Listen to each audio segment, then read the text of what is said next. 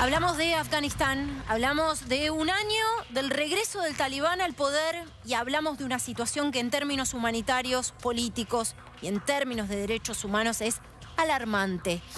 Intentos de movilizaciones, manifestaciones por las cuestiones más básicas, por sobre todas las cosas, por muchas de las promesas incumplidas de lo que se presentaba ante el mundo como, muy entre comillas, el nuevo talibán. Fíjense ustedes la represión en Kabul a mujeres que intentaban o empezaban a manifestarse. Esto, por supuesto, tiene que ver con los derechos para trabajar, con los derechos para educarse. Porque mucho sucedió en Afganistán desde el régimen anterior, ¿no? Los talibanes regresaron, pero regresaron a un país que había experimentado años de otra vida posible. Resonancia, rayos X. Esto realmente es una situación alarmante y denunciada por organizaciones de derechos humanos, pero una situación que además explica las imágenes dantescas que vimos el año pasado, cuando tantos intentaban huir y hasta literalmente colgarse de los aviones que salían desde Kabul, porque sabían que el nuevo talibán era el talibán de siempre, era un régimen de terror y de supresión de los derechos, algunos derechos adquiridos años anteriores en Afganistán. Pese a que la toma de Kabul no fue difícil para el talibán, sí lo está haciendo el ejercicio del poder por la crisis humanitaria, por supuesto, una situación en lo económico y social absolutamente alarmante, por los reclamos en materia de derechos humanos, pero además por fracturas internas y por cuestionamientos internos. Vamos ya mismo al contacto con Ahmad, es profesor universitario refugiado en España. En su momento, en 2021, hemos conversado. Ahmad, te agradecemos muchísimo volver a retomar el contacto con TN Internacional. Buenas tardes para nosotros, buenas noches ya para vos. Buenas tardes, Carolina. ¿Qué está pasando en Afganistán? Primero, ¿te quedó gente allegada, familiares?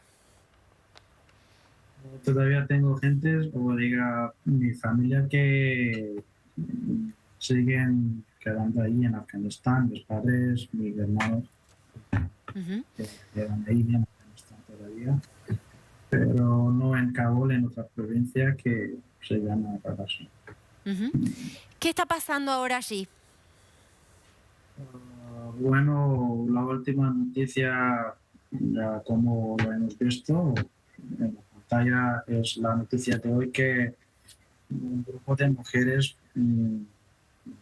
estaban por sus derechos muy básicos, como que es algo muy normal en cualquier país del mundo, que sea como la educación, el trabajo, o como tenían ellas en sus canales, que querían trabajo, educación, claro, y pan o comida, que son las necesidades más básicas del ser humano, y eso lo tenemos en todo el mundo, incluso en cualquier país islámico.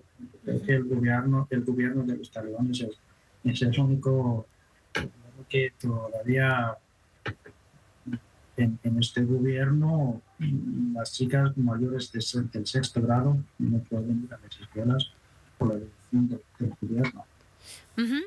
Ahora, ¿hay algo que pueda hacer la comunidad internacional? Hemos visto realmente notas, trabajos periodísticos. Hace algunos programas estuvimos en contacto con Ángel Sastre, un periodista español que estuvo en Afganistán y que contó historias incluso de padres que han vendido a sus hijas por comida, familias que están en ese tipo de situación en Afganistán.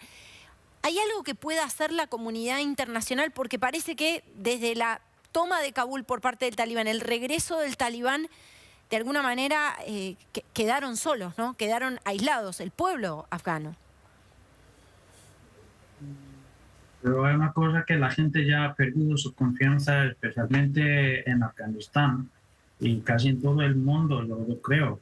Han perdido su confianza en la comunidad internacional, y esos bueno, lo que dicen por palabras derechos humanos y todas estas cosas, porque ya, como sabemos, han olvidado totalmente los países como Afganistán o lo que está pasando en Palestina, que todo el mundo se preocupa mucho por Ucrania, pero nadie se preocupa por países como Afganistán, e incluso lo han dejado la comunidad internacional, fue eso, los Estados Unidos, y fue OTAN que dejó este país a las manos de los talibanes y salió de este país sin ninguna responsabilidad, aunque 20 años se suponía que luchaban contra este grupo, pero por fin le dejaron este país a las manos de los talibanes. Y por eso es que ya la gente de Afganistán no tiene ninguna esperanza de la comunidad internacional, de estas organizaciones. Claro. La única perspectiva es huir. Ahmad, te pido que por favor te quedes en línea con nosotros. Vamos a sumar a Leopoldo Saores, es embajador argentino en Pakistán. Leopoldo, muchísimas gracias por este contacto. No.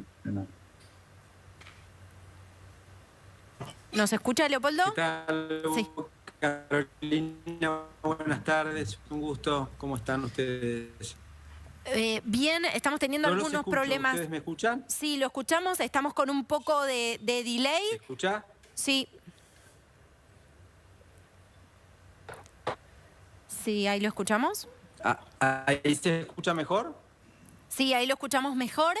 La pregunta que quiero hacerle es cómo se está viendo. Sí, lo escuchamos. Perfecto. La pregunta que quiero hacerle es cómo se está viendo la crisis humanitaria de Afganistán en Pakistán.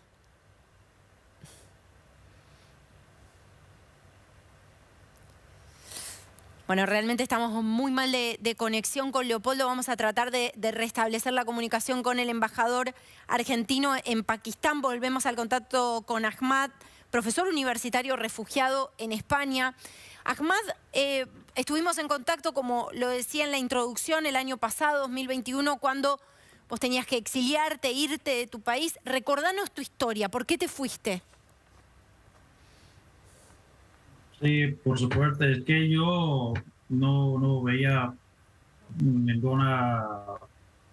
ningún futuro para mí ahí en Afganistán. Y como se suponía, sí, exactamente, ahora los afganos que están ahí en Afganistán lo están experimentando cada día. No hay trabajo. Antes las puertas de las escuelas están cerradas para las chicas y hay muchos problemas, que los talibanes solo quieren gobernar a la gente con la fuerza de sus armas. Y todo eso, a pesar de que aquí en España también como refugiados tenemos nuestros propios problemas, pero yo creo que por el momento el problema de la gente de Afganistán es mucho más mayor que ser un refugiado en el país extranjero. Y como vemos en el video, sí, que la gente sabían algo, es que pensaban en el gobierno hace de 20 años antes de los talibanes en Afganistán, a pesar de que en ese tiempo yo era muy pequeño y no lo recuerdo tanto, pero sí que los mayores lo recuerdan bien y yo creo que tenían en cuenta eso, que los talibanes son los talibanes de 20 años antes y desafortunadamente, como lo hemos escuchado y como lo hemos estudiado en la historia, es lo mismo que está pasando, que las mujeres no tienen el permiso de trabajo, de los estudios, sí que literalmente lo tienen, pero con muchas restricciones. Por ejemplo, los alumnos en la Universidad de Kabul todavía siguen estudiando. Sí, esa es una de las promesas sin dudas incumplidas. Ahmad, luego voy a preguntarte, voy a tratar de restablecer ahora el contacto con Leopoldo Saores, pero te dejo esta pregunta para que me contestes después. es cómo es tu vida un año después, ¿no? Porque lo que muchas veces Vale. ignora es que los refugiados, los desplazados forzados, se enfrentan a un horizonte de incertidumbre. ¿Qué hay después? ¿Qué viene después? Vos tenías una vida en tu país. Vamos al contacto ahora sí con Leopoldo Saores. ¿Cómo le va, embajador? ¿Qué tal, Carolina? Buenas tardes. Espero que se escuche bien ahora. Sí, ¿Se escucha? Sí, ¿Me ahí lo escuchan escuchamos. Perfecto. Bueno, retomando un poco la consulta sobre cómo se vive en Pakistán a un año de la caída de Kabul, creo que lo resumió muy bien al principio de la presentación de este espacio, de este bloque. El talibán quiso dar una imagen que los hechos y este año que transcurrió demostraron que no era lo que decía. Evidentemente fue una operación de marketing. En Pakistán esto queda demostrado en el compromiso que había asumido el talibán de que no iba a Afganistán, bajo un régimen talibán, no iba a ser un santuario para movimientos terroristas que pudieran planificar ataques u operaciones contra otros países.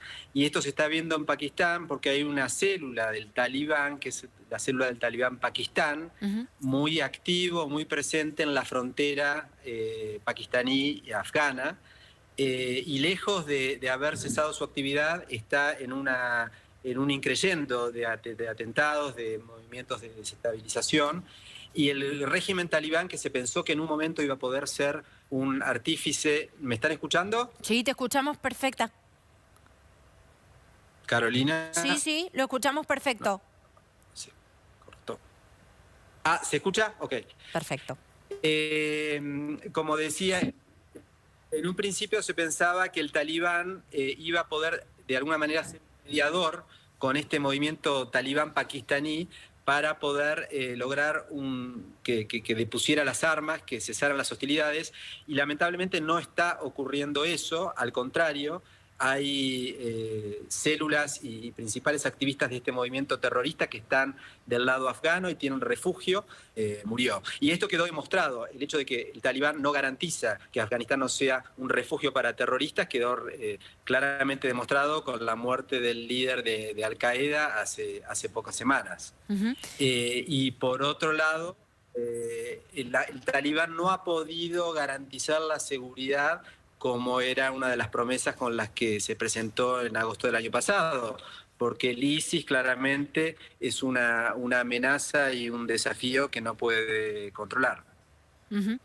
Muchísimas gracias, Leopoldo Saores. Sumo a este resumen tan exhaustivo que hacía usted, embajador, de la situación en Pakistán, las fracturas internas dentro del talibán, las disputas de poder dentro de la propia organización del talibán, ¿no? Que por supuesto tienen que ver con los apremios económicos, con los reclamos sociales y con el aislamiento, y con el profundo aislamiento producto de esto, de una campaña de marketing vendiendo un nuevo talibán que no era más que el talibán que fue siempre. Muchísimas gracias, Leopoldo. Ahmad, gracias por este contacto, pero quiero darte el cierre para que nos cuentes cómo es tu vida un año después. Bueno, para mí, por supuesto, cada persona que viene de Afganistán o de cualquier otro país que viene como refugiada aquí en España o en toda Europa tiene sus propios problemas. Pero para mí, mi gran problema como un profesor universitario es la no aceptación ni mis títulos universitarios que tengo de Afganistán. O sea, empezar de nuevo a estudiar aquí. Por ejemplo, yo quería continuar con mis estudios a un nivel de máster, pero me dijeron que eso necesita el proceso de homologación, que eso por lo menos también llevará como 2 o 3 años, que yo no puedo esperar tantos años, y por eso yo empecé a estudiar otro curso preparatorio para pasar un examen que se llama Prueba de Acceso al Grado Superior, que es un curso básico de 2 años, y te diga que he empezado de nuevo totalmente todo este proceso. Eso es un gran problema para mí. Y también el otro problema es desempleo. Es que yo creo que con esa guerra de Ucrania también se ha afectado a Claro. España y también a otros países europeos que ya cada vez enfrentamos en cualquier parte del mundo con crisis económicos. Ahmad, muchísimas gracias de verdad por el contacto con nosotros, gracias por tu tiempo, esperamos por supuesto que las cosas mejoren, pero este es el horizonte para los desplazados forzados, una profunda incertidumbre un año después del regreso del Talibán a Afganistán.